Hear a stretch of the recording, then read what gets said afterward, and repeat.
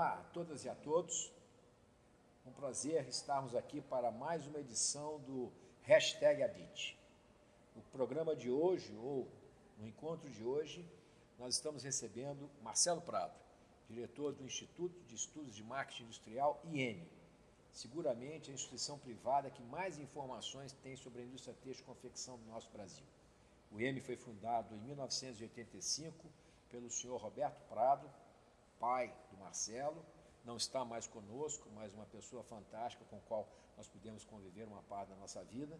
E o Marcelo, nesse encontro do dia de hoje, ele vai tratar conosco do momento da indústria têxtil e confecção, das perspectivas futuras, enfim, discutimos um pouco sobre esse panorama. Nós estávamos aqui brincando um pouco antes de iniciarmos a gravação, que tem o programa Roda Viva, e aqui será o programa Roda dos Vivos, não dos vivos espertos, mas aqueles que sobreviveram há tantos anos nos embates, nos desafios da indústria têxtil e confecção. Marcelo, uma satisfação e alegria ter você conosco no programa de hoje. Vamos começar logo com aquilo que interessa a todos nós. Terminamos 2017, foi um ano que o setor se recuperou, não a ponto de recompor as perdas de 15 e 16, mas tínhamos um início promissor para o ano em curso. No entanto, não aconteceu. Greve dos caminhoneiros, o inverno que não foi tão bom, o consumidor que fez outras opções. Comenta um pouco sobre esse quadro do primeiro semestre e o que a gente pode esperar para o segundo semestre. Olha, acho que tem dois aspectos principais. Um é o lado emocional, né? E outro lado econômico em si. O lado econômico, desde o início do ano de 2017, quando foi apontado que estaríamos de fato num processo de retomada do crescimento, e ele veio se concretizando, ele de fato ocorreu em 2017, com uma perspectiva de melhora desse crescimento em 2018, embora lento essa retomada. E do lado emocional, uma expectativa muito grande de, puxa, finalmente saímos da crise, agora vamos crescer, vamos em frente. E se criou, até pelo bom desempenho do final do ano passado, Natal, etc., que agora o crescimento vai em frente e nós vamos acelerar as turbinas e vamos para cima. E, na verdade, isso não estava na pauta, não estava na mesa, não está no cenário econômico atual. Com os acontecimentos desse início de ano, né, de um lado do têxtil, aí a parte, né, têxtil e moda, aí a parte do inverno, que atrasou um pouquinho, embora ele tenha ocorrido, ele ocorreu depois de uma grande data, que é a data do Dia das Mães. Do outro lado, a greve dos caminhoneiros, que veio, né, causar uma preocupação muito grande. O lado da questão das expectativas em relação ao caminho político que nós temos aí pela frente, pré-eleições. Então, toda essa mudança de expectativas trouxe para nós de volta uma sensação, nossa, será que nós não vamos mais sair da crise? Será que nós vamos continuar nessa toada aí, sobe e desce, o negócio não vai? Na verdade, pelo lado econômico, tirando toda essa fumaça emocional, toda essa fumaça de expectativas de confiança, que até afeta os investimentos, desacelera o ritmo e o potencial dessa retomada, na verdade, em termos econômicos, continuamos numa toada boa, positiva, com bons números, inflação sob controle, juros baixos. Um investimento, ele ainda não está sendo retomado de uma maneira adequada, até por causa do aperto financeiro das empresas, do próprio governo em incentivar esse investimento. Ele está um pouco inerte nesse ponto, esse é onde ele está errando, na minha opinião. Mas, feito esses ajustes, nós temos sim condições de continuar crescendo, até porque existe uma demanda reprimida muito grande no mercado, as empresas estão precisando investir mais do que tudo, né? Querem investir, estão precisando investir para se renovar, se manter competitivas. As pessoas querem consumir porque precisam desses produtos, então estamos num processo econômico favorável. Precisamos criar um cenário, uma expectativa melhor e favorecer o investimento. O caminho do crescimento e dessa retomada de maneira contínua, ainda que lenta, é o investimento. Mas, Marcelo, me diz uma coisa, o varejo esse ano, do nosso segmento, ele está caindo, ele está negativo, parece que em torno de 3,5% até maio. O varejo como um todo, ele está crescendo, ou seja, parece que o consumidor não está escolhendo a gente, o têxtil confeccionado, como sua opção prioritária de consumo. Ao mesmo tempo, o varejo online cresce. Olhando essa profusão de dados e de sinais, por que você acha que o consumidor, que nos fez uma opção pela gente no ano passado, o varejo no ano passado cresceu 7,6%, puxando a produção em torno de 4, 5%, por que ele não está fazendo a opção por um item como vestuário neste ano? É só a questão do emprego, é a falta de confiança, o crédito voltou, ele está fazendo algumas opções diferentes e ele pôde fazer diferentemente de 2015 e 2016. A moda não está mais na moda, alguns comentam isso, eu acho que esse assunto dá um programa enorme, mas como é que você vê esse cenário? Quer dizer, no ano passado nós consumimos mais, não recuperamos aquilo que perdemos no pior da recessão 15 e 16. Por que esse consumidor esse ano está comprando outros produtos e não os nossos produtos? Em 2017, nós tivemos uma retomada com o Fundo de Garantia, que foi o primeiro, talvez, grande incentivo que o governo deu a colocar liquidez no bolso das famílias, né? Que isso é o mais importante para o consumo de produtos semiduráveis. E esses produtos, roupa, calçados, celulares, perfumes, acessórios, etc., esses produtos reagiram bem, são semiduráveis, reagiram bem ao Dia das Mães, ao inverno e tal, e havia uma demanda reprimida muito grande, e foi bem até o Natal. Praticamente, vamos dizer assim, essa demanda reprimida ela foi consumida, foi esgotada, ela foi transformada em consumo ao longo desse ano, com esses incentivos que vieram do Fundo de Garantia, a melhoria do emprego e assim por diante, redução dos salários, dos juros, etc. Agora, no início do ano, essa demanda está reprimida e o cinto está apertado, não é que desapertou o cinto, havia uma necessidade latente, a oportunidade que veio foi direcionada para semiduráveis. Em compensação, os duráveis não reagiram. Então, automóveis não reagiu de pronto, não reagiu de pronto. Isso no ano passado. No ano passado, os móveis, os eletrônicos, etc. No início desse ano, esses produtos andaram. Então, esses produtos começaram a reagir. Então, móveis está positivo, eletrônicos está positivo, automóveis está positivo. Então, são produtos duráveis, que demoram mais tempo para poder ser consumidos. Então, nós estamos, na verdade, um consumidor com uma demanda reprimida, com um cinto muito apertado, fazendo escolhas do que, bom, primeiro eu resolvo os semiduráveis aqui, depois eu tento resolver ali o mais difícil, que é o durável, e depois a tendência já a partir de 2019, ter um fluxo de consumo mais normal entre os setores, o varejo e a produção. Marcelo, tem um tema aqui que é sempre recorrente com as alterações que ocorrem no câmbio. O Brasil, se nós pegarmos a nossa história cambial, é um eletrocardiograma. Ora você está com o câmbio, por causa de alguma crise, mais competitivo para as exportações e menos competitivo para as importações. Ora você está com um câmbio muito favorável para as importações e, obviamente, o reverso para as exportações. Quando você tem um cenário de incertezas à frente e um câmbio relativamente posicionado de acordo com os fundamentos do país, você equilibra, ou tende a equilibrar esse aspecto concorrencial. Mas nós assistimos em 2016 uma queda forte na importação de vestuário, caiu mais de 40% em quantidade, e, por outro lado, em 2017, uma retomada forte. E aqui eu já quero fazer logo um adendo.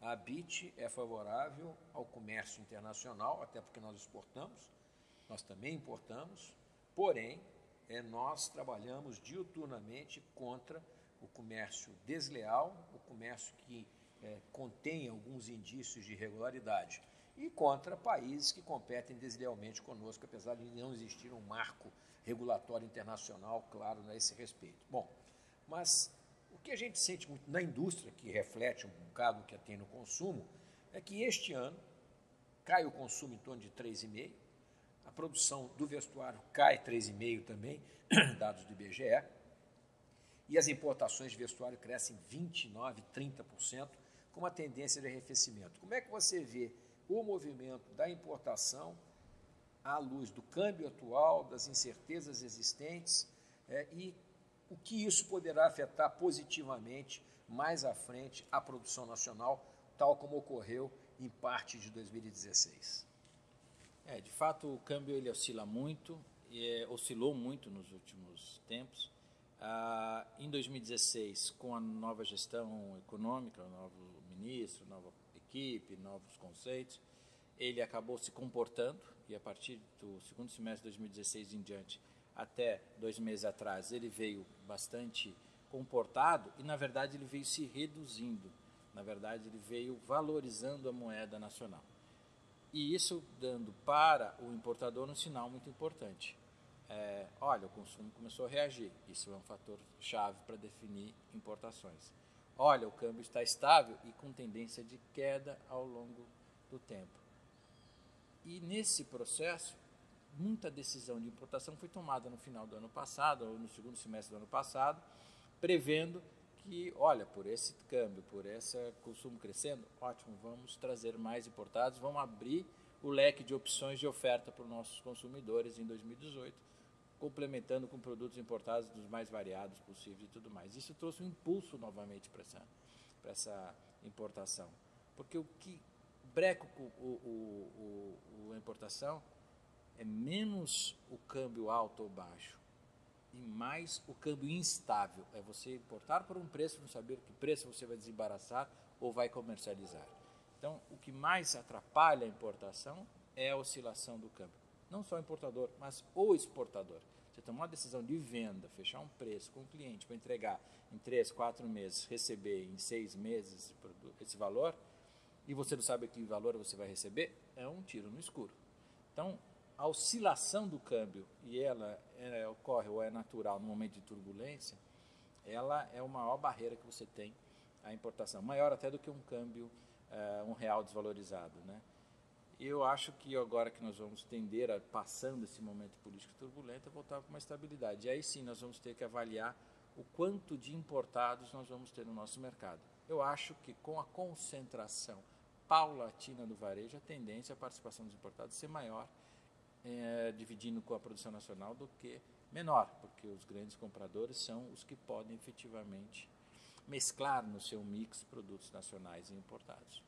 Marcelo, nós estamos caminhando para o final da nossa entrevista, da nossa conversa, melhor falando, e eu vou fazer assim umas 2, 3 perguntas no pacote para você poder responder. Canais de distribuição. Esse assunto, o varejo online, ele cresce, omnichannel, tem nome para tudo, mas ele ainda representa pouco no contexto geral da comercialização, 2,5%, 3%, se tanto. Quando você vai para os Estados Unidos, estamos falando de 10%. Então, como é que você vê esse futuro desse varejo físico, varejo multicanal? Isso também daria outra conversa longa.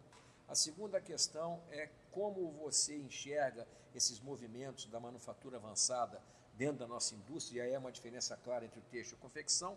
E finalizando, você com seus anos de experiência, o que você diria para o nosso espectador, algo que você aprendeu e que gostaria de compartilhar conosco nesse momento de finalização da nossa conversa. Por favor. Então, acho que o primeiro aspecto é a parte do e-commerce, que aí, como você bem disse, tem vários nomes. Nós temos uma tendência a analisar muito o nosso e-commerce aqui no Brasil como um espelho do mercado americano. E, na verdade, não são comparáveis. O mercado americano é um mercado maduro, onde o varejo já se disseminou por todo o seu potencial ao longo do país, ao redor do país. Né? Pelo contrário, essas redes se espalharam pelo mundo, até por terem, de certa forma, esgotado o potencial americano, né? Com crescimento aí tão partido aí vegetativo. Então, todo canal novo que cresce lá tem que roubar a fatia de alguém. Então, à medida que o e-commerce começou a ganhar relevância por seus serviços, por seus diferenciais, por sua conveniência, começou a roubar fatia de outros canais de venda. No Brasil, nós estamos muito aquém desse ponto. Nós estamos muito longe de estarmos no mercado maduro. É um mercado que o varejo brasileiro, inclusive de moda, está muito aquém do potencial do mercado. Ele tem muito que crescer, o varejo físico aqui. Então, a tendência é que, em alguns momentos, o varejo físico cresça, o eletrônico vai crescer mais, mas vai ganhando uma fatia pequena desse mercado. Hoje nós estamos em 1,5%, eu acredito que nós vamos chegar a 3%, 4% em alguns anos, até porque o varejo físico, para que o e-commerce cresça nesse ritmo, o mercado só está crescendo. E quando o mercado continuar crescendo numa maneira atrativa ou trazendo investimento, o varejo físico vai junto, porque não estamos num momento maduro. Então, a tendência é ganhar fatia, uma participação maior. O e-commerce mais um ritmo mais lento do que aconteceu em mercados maduros. Né? Pelo lado Aí você me perguntou... Manufatura avançada. Da manufatura avançada, eu acho que nós estamos num processo de assimilar essa tecnologia. Ela vem para dar algo que o consumidor pede há muito tempo. Ele quer customizações quase que isso, né? Ele quer muita variedade, muita opção de escolha. E hoje, com a disseminação da informação, dos hábitos, das preferências, dos comportamentos pelo país, hoje vivemos um mercado de tribos, né? De nichos, né? Pessoas muito diferentes, com vontades diferentes. E às vezes a mesma pessoa tem momentos muito diferentes ao longo do dia. Então, ele tem lá uma roupa para andar numa moto muito diferente, para saltar num paraquedas e tal, e terno e gravata para ir num tribunal, que é o seu trabalho, né? Então, essas mudanças, esses momentos do dia, ou do guarda-roupa do brasileiro, fez com que nós tivéssemos que ter um mix de produtos muito grande e esse mix de produtos com propriedades muito específicas. Hoje, uma marca, para crescer no bolso de um consumidor, precisa ofertar produtos de muita diversidade, né? Muita variedade de produtos e produtos para vários momentos do dia. E você produzir isso em escala com eficiência, você precisa de tecnologia. Então, é um processo que sai de uma demanda do consumidor e vai chegando nas empresas. No começo, nós tínhamos uma informatização do processo de gestão, da administração, os famosos ERPs, né? E hoje isso tem que estar conectado com a máquina, com a logística, com o site, com a comunicação. Toda essa comunicação e toda essa integração exigiu a internet das coisas, exigiu setups muito rápidos, volumes muito pequenos a cada item de produção, de uma maneira eficiente. Então, é um desafio. Muitos itens, com muitas combinações, com muitos setups, tudo integrado, ligado com logística, ligado com sites. Todo esse processo a tecnologia está nos trazendo para atender uma demanda que é do consumidor, né? Então, esse é um ponto que, para mim, não tem volta. É um caminho e é um processo de assimilar essas tecnologias. Perfeito. E tinha mais um terceiro ponto. O terceiro ponto é, nessa sua história de vida, o que você poderia compartilhar que seria algo assim crítico para que você entende na sua vida profissional, pessoal, que seria compartilhável com as pessoas aqui? O que você aprendeu nesse período todo profissional? Esse período todo eu entrei no mercado têxtil quando a demanda era crescente, cativa e maior que a oferta. Nossas indústrias, até nossos varejistas, passavam uma parte do tempo tentando se suprir de insumos, matérias-primas, máquinas, novas tecnologias. Essa era a parte mais difícil. Fácil era vender. Hoje nós estamos num mercado muito mais aberto, com acesso a tecnologias, matérias-primas, as mais diversas, as mais diferentes fontes, inclusive do exterior e tudo mais. Então, e uma escala de produção muito maior. Hoje até maior que a demanda. Isso significa o quê? Que nós temos uma oferta maior que a demanda. O mercado é muito mais competitivo, muito mais concorrido. E antes você oferecer mais do mesmo era bastante lucrativo. Hoje não, você tem que oferecer produtos diferenciados que atraiam o consumidor, que tem hoje a oportunidade de chegar numa loja e escolher, vou comprar este ou este. Neste canal, naquele canal, né? Neste preço ou naquele preço. Olha, esse produto eu vou me dispor a pagar mais, esse eu vou pagar menos. Quer dizer, ele tem todas as opções na mão, um cardápio muito amplo. Então, o mercado hoje é muito concorrido e você tem que disputar o interesse desse consumidor. Então, não adianta ser mais com o mesmo, um produto similar, padrão, básico. Você tem que ir com diferenciais próprios, únicos, que atraiam e conquistem esse consumidor e ele escolha você e não um concorrente no mercado. Aliás, uma concorrência que é uma concorrência muito mais ampla, porque tem uma série de ofertas de bens e serviços que não existiam há 20, 30 anos atrás e que estão disputando o nosso gosto, a nossa capacidade de consumo. O nosso mercado é muito grande, mundialmente falando, ele chega a uns 2 trilhões de dólares. O Brasil, como o Marcelo falou, tem um consumo reprimido, há um grande espaço à frente, nós estamos na faixa aí de 10 quilos de fibra por habitante ano, menos da metade do que tem nos países da OCDE. Então, eu acho que dentro disso, Marcelo, já agradecendo a sua brilhante presença e participação aqui conosco, não dá para ser um pessimista empedernido, porque, como dizia o Suassuna, o pessimista é um chato. Também não dá para ser um otimista inveterado, porque você pode estar incorrendo em erros de exageros. Então, tentemos ser um otimista realista e trabalhando para que o Brasil fique melhor, que a nossa indústria têxtil de confecção continue sendo um grande pilar para o desenvolvimento nacional, gerando emprego e renda para a nossa sociedade e ganhando competitividade na medida em que o país como um todo melhore e que nós, internamente, façamos os nossos ajustes, os nossos deveres de casa. Marcelo, muito obrigado por tudo, sucesso, obrigado por ter tantos dados e informações para nós e seguiremos juntos aí nessa trilha da Roda dos Vivos, se Deus quiser. Muito obrigado, Fernando. Um abraço.